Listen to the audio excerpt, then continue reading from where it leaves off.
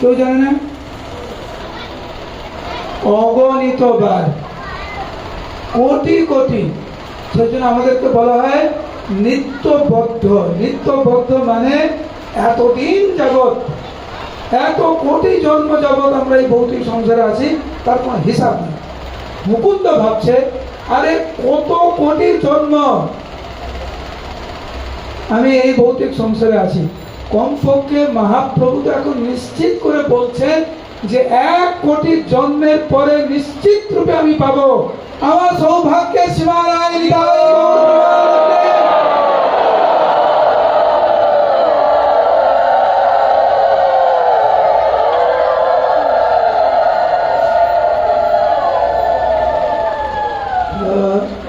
ভক্তরা তো অবাক হয়ে গেছে, কেমন ভালোবাসা, কেমন বিশ্বাস মহাপ্রভুর প্রতি।